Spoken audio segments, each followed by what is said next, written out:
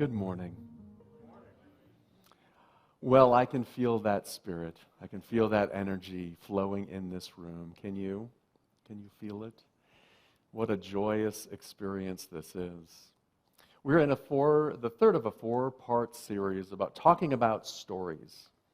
And we began with the idea of the power of stories and the idea that how our universal and cultural stories shape the way we think about and experience our lives. And you become aware of what stories are playing in the background. And we talked about the art of reading the ancient text as the Bible, such as the Bible, spiritually as a way to empower life on a daily basis. And how we can look at those stories in the present moment and become aware of the stories that we're living, and that can be a transformational catalyst for us. A way for us to start to shift out of an old way of thinking into a new way of thinking, a new way of being, so that we can experience life through a brand new lens and bring forth that authentic self, your Christ self, and start to write a new story in this very moment. And so today we're going to talk about future stories. You know, the stories that we have about what's going to happen in the future. There may be stories like, what's going to happen this afternoon? You know, what's on my plan today? When's this guy going to be done? I've got to get on. Letters, yeah. So I know you're all thinking about it because I just said it, so go ahead and think about what's happening this afternoon. Go ahead, I'll wait.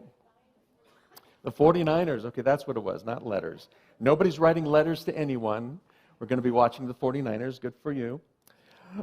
So now bring yourselves back. It could be, with the holidays just around the corner, we might start telling stories about the excitement of Halloween, the comfort of Thanksgiving, or the joys that come from Hanukkah or Christmas or Kwanzaa. Anybody have those kinds of feelings or stories that come up this time of year? Well, there's a few, yeah. Or we might be telling these other stories that happen, when the holidays come around.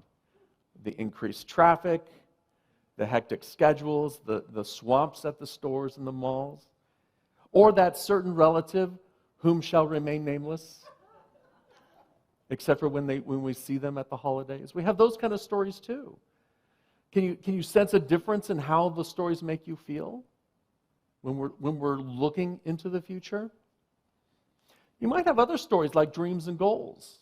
We all have dreams, we all have goals. Maybe it's a bucket list of the things that you want to see or experience in life. Maybe it's the goals that you had from this year that you set for yourself, that you've been working on, or the goals that you've forgotten. All of those ideas about what life is going to be like in the future, what 2023 is going to bring us. How is that going to be different this year?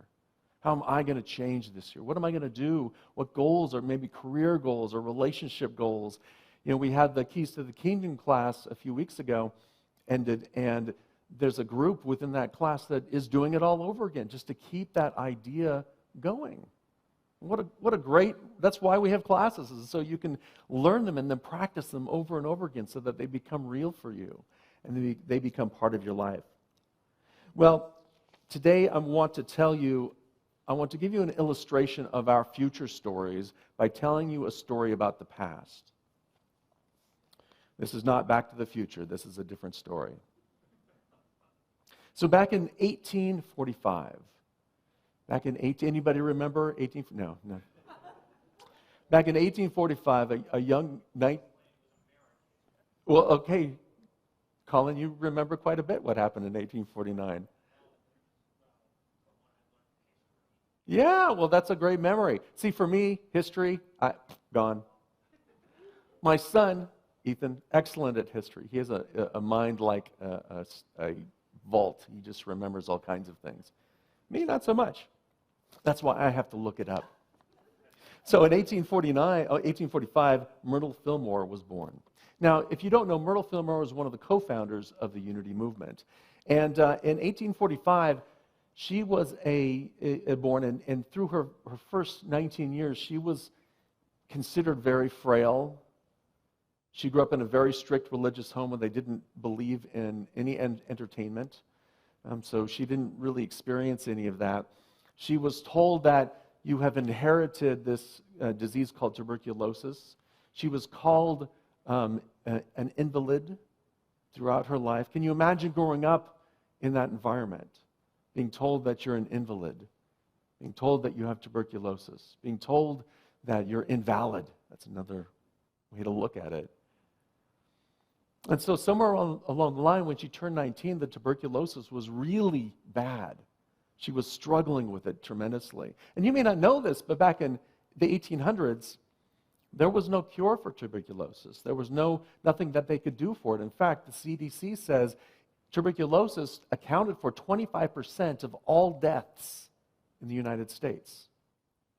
25%, a quarter of all deaths in the United States was caused by tuberculosis. And so here at 19, she was suffering. She was really struggling. They had tried everything and nothing worked. I love this story this is from the Household of Faith, the story of unity. This was written by James Dillett Freeman. You may know from the poem that we read at the end, the Prayer for Protection. He was the poet laureate for unity.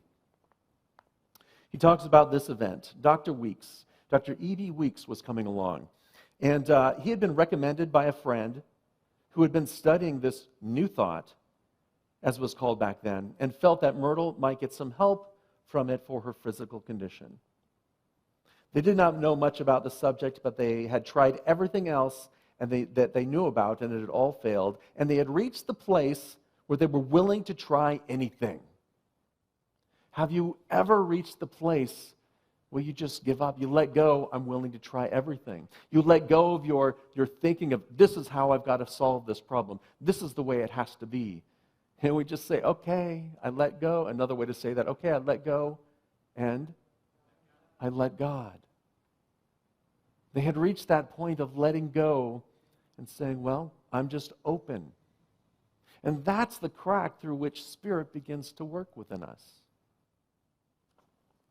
So they went, and after they came out of it, Charles Fillmore came away from that lecture long ago feeling no different than he had when he'd gone. But the woman who walked out of the hall on his arm was not the same woman who had entered it. A new, a different, a liberating, a transforming conviction was blazing in her heart and mind. Now, everyone has gone to a lecture and had the experience of having some statement of the lecturer's stand out so vividly in their mind that they have felt, he said that especially for me. Have you ever had that experience? I know some of you have, that you've said that to me after the service.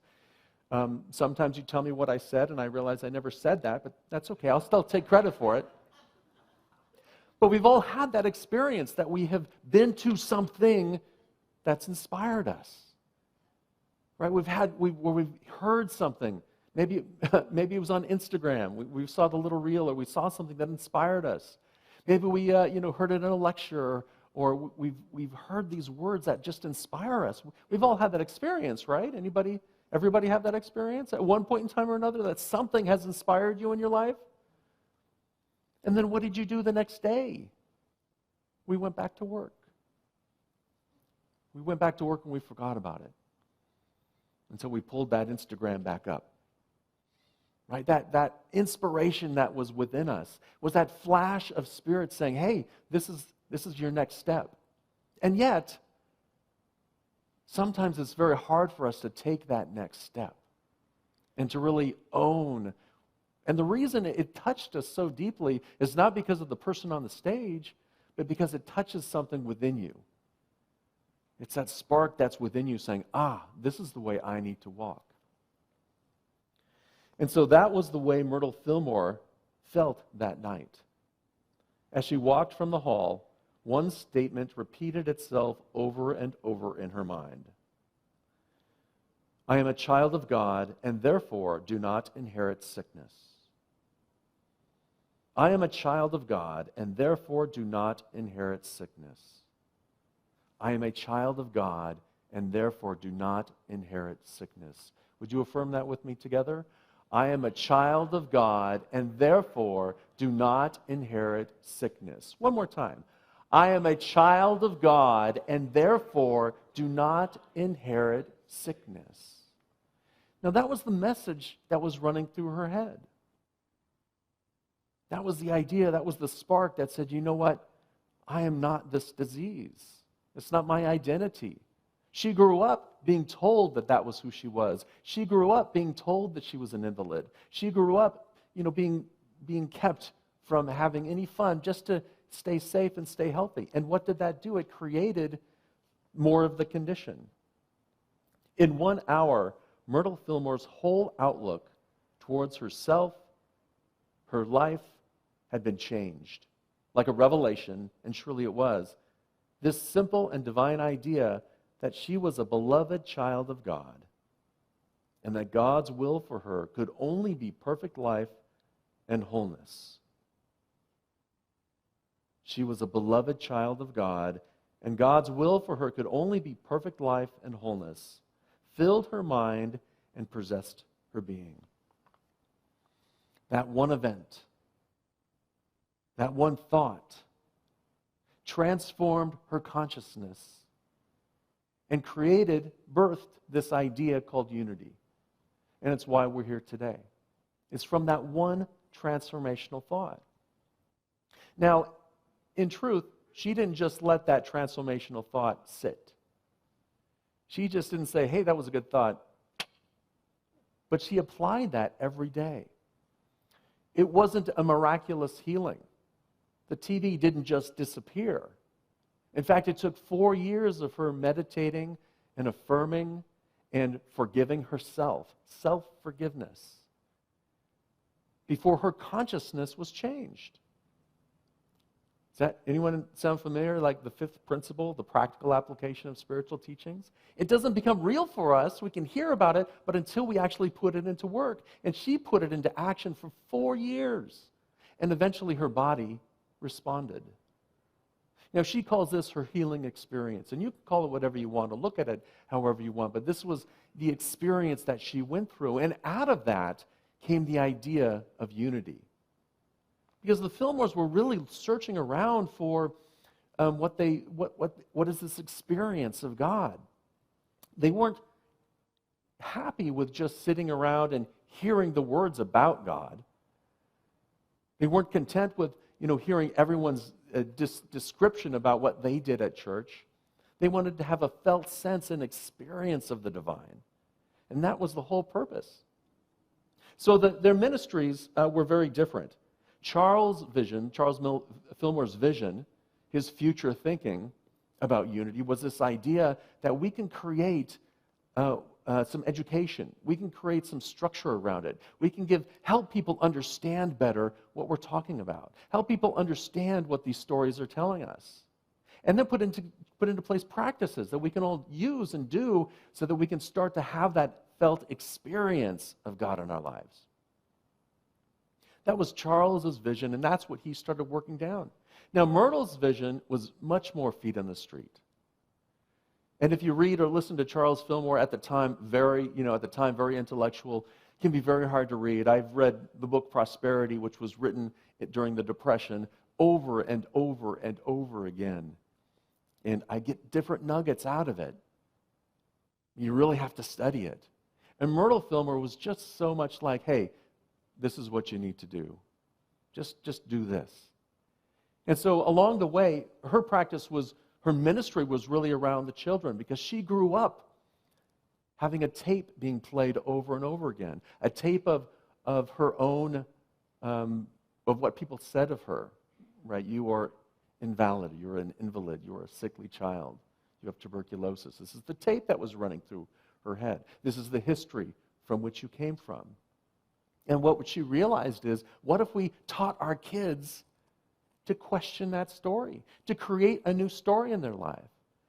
What if we taught our kids to have that felt experience of spirit in their lives? And so her focus was really on the children. She created the book, We Wisdom. I don't know if anybody have ever seen that. It was in my doctor's office when I was a kid. It's not published anymore, but it was a staple in every doctor's office. And that was the only thing I looked forward to going to the doctor, because I got to read the We Wisdom when I was there. She also was the the inspiration for Silent Unity, for our 24-hour prayer ministry that's been going on for almost 130 years continually. And along the way, people would write her letters over and over again about all kinds of things, like how do you draw from source, or how do you create permanent prosperity? And one of the letters she wrote was the threefold healing pattern, the threefold healing, that all healing comes in three folds. Now, these letters were put together and are in a book called The Healing Letters of Myrtle Fillmore. I think there are about 3 copies in the bookstore, but we're getting more. They took all of these letters, I think there are 22 of them in this book, and they put them together for us to learn from. And I'd like to read from one of them because it's so powerful, this idea of threefold healing. Threefold healing is, all healing begins in mind, in consciousness. All healing begins in consciousness. Until we begin to heal our consciousness and heal our awareness and heal our stories, we will still be experiencing whatever those stories are. So all healings, whether it's in a relationship, whether it's your prosperity, whether it's your health, your sense of well-being, it all begins in consciousness, in your mind. The threefold healing talk about mind, body, and spirit. So start with your mind. Work on changing those behavioral stories. Move to your body. Make sure you're doing everything that you can that you need to for your body. So I have a goal of losing some weight, and I've done great this year. I gained the COVID 20, whatever that number was. Anybody else gain a little bit during COVID? Now that that's over, however you want to put that, it's like, okay, now it's time for me to get back into shape. And I've gotten so far with it, but I haven't been willing yet to get up and go for a walk. Anybody else have that kind of issue? Yeah, I haven't been willing to do my yoga every day, to stretch out my hamstrings, to do all the things that I need to do every day because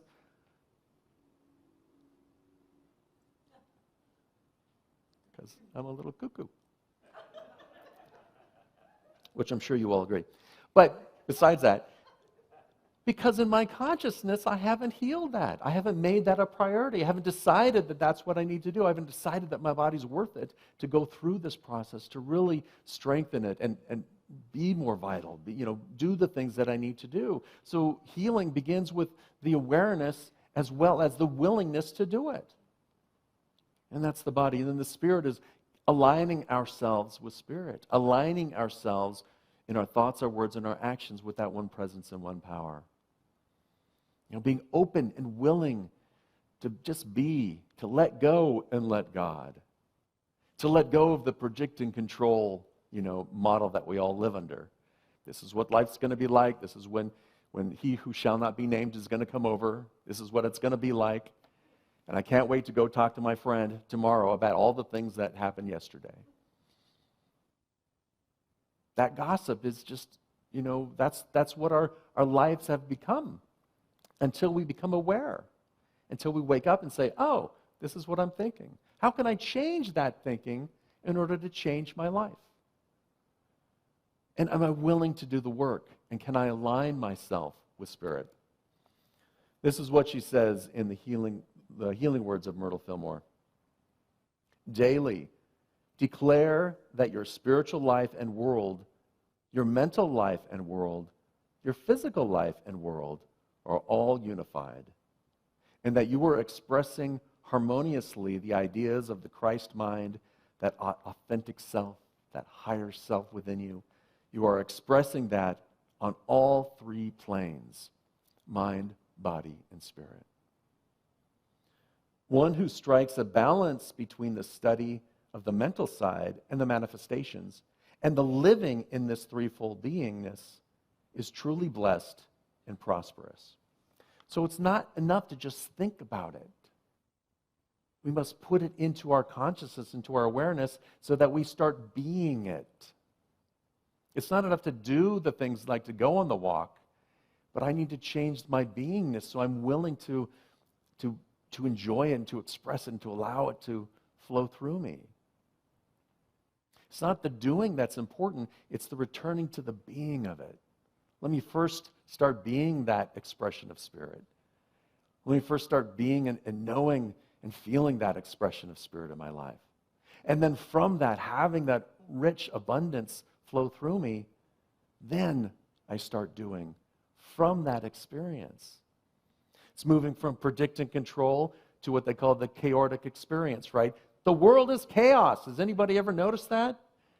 If you haven't, go look at the news. You'll see. There's a little bit of chaos out there. In this human experience, there's stuff that happens. But if we can maintain that balance in the midst of all that chaos, if we can maintain that spiritual balance, that mental balance, so our thoughts continue to come back to Spirit, come back to being in alignment with love and compassion and understanding and kindness. And then if we can start acting from that, treating ourselves like that, just moving from that perspective, then our life begins to change. As she puts it, the past does not worry the one who does this. The past does not worry them. The future does not entice them. They know that a full measure of good is here and now. A full measure of good is here and now, in this moment. The one who does this profits by the past, glories in the now, and is fearless looking toward the future. We create continuously. We are creative beings. We create our life experience, the stories that we are living. We share those stories with each other. We create the world around us. And we do it all right now, in this present moment. Yes, there may be tasks that we have to do later on. Part of our manifesting of all this are things that we have to do in the future. And we can predict some of those. But when those shifts come and it doesn't happen the way we thought, return to balance. And just say, what's the next path? But we predict or we create in this present moment. And every story that we tell has the potential to bring us closer to God,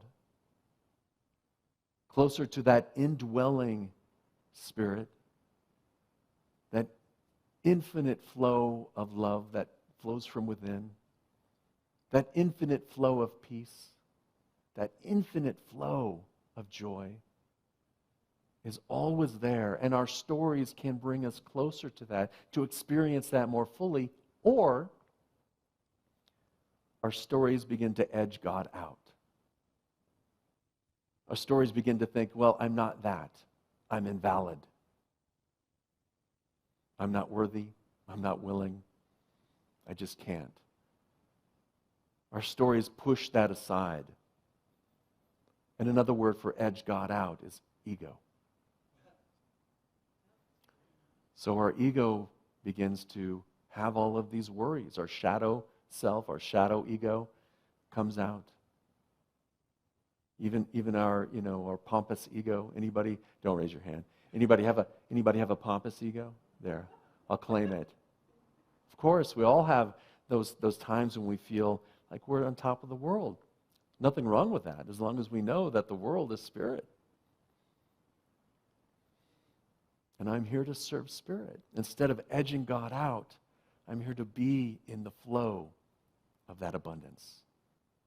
I'm here to create my future right here now by being in the flow of abundance.